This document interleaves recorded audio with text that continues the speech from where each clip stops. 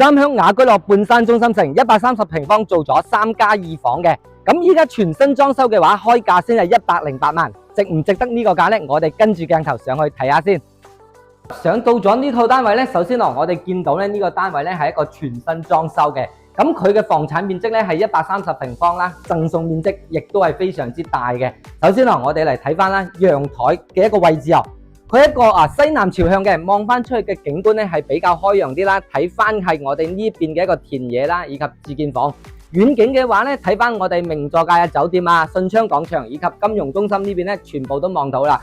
包括咧呢個7米長嘅陽台咧，亦都係半贈送嘅。所以咧呢套房嘅優點亦都係比較多啦，贈送單位比較多嘅。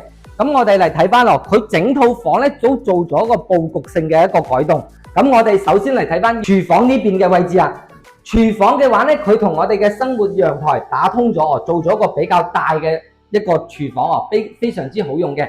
加上咁我哋睇翻第一個贈送嘅房間呢間房咧係一個完全贈送嘅空間啦，大概都有6-7個平方啦，做間臨時客房咧，亦都係冇問題嘅。另外一個優點嘅話咧，咁我哋可以睇翻我哋成個廳嘅一個空間空間嘅話咧係去到接近35平方嘅。整體一個開間嘅話咧，亦都有3.7米，而且咧電視背景牆做好埋噶啦。過嚟睇翻休息區另外一個比較大嘅特點嘅就係咧，我哋房間嘅話咧，每一間房都係朝南向嘅，視野每間望翻出去咧，亦都係非常之開揚，完全係冇遮擋噶我哋再過嚟睇翻啦，佢個所有衛生間咧，亦都係缺點之一。每間衛生間因為佢個採光咧係睇翻我哋一個公共樓道中間嘅一個空隙位，所以咧衛生間嘅採光會差啲嘅。但係我哋會感受到啦，佢好似呢間咁主人房嘅話咧，採光同埋我哋嘅景觀係完全冇遮擋嘅非常之靚仔第二個隱藏空間贈送嘅咧就係我哋呢個位啦。呢個扇形嘅一個房間嘅話咧，咁我哋後期可以做間書房啦。以及做個比較大嘅衣帽間喺呢邊咧，都係完全冇問題嘅。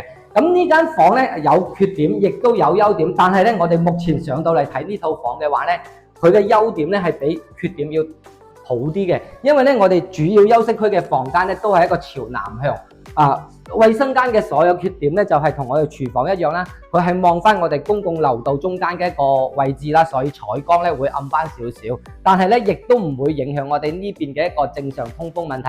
所以呢個缺點咧，對於衛生間嚟講咧，亦都係可以接受嘅。咁呢套單位嘅話咧，開價先係100幾萬就可以攞低啦。而且咧，佢贈送空間咧非常之多嘅。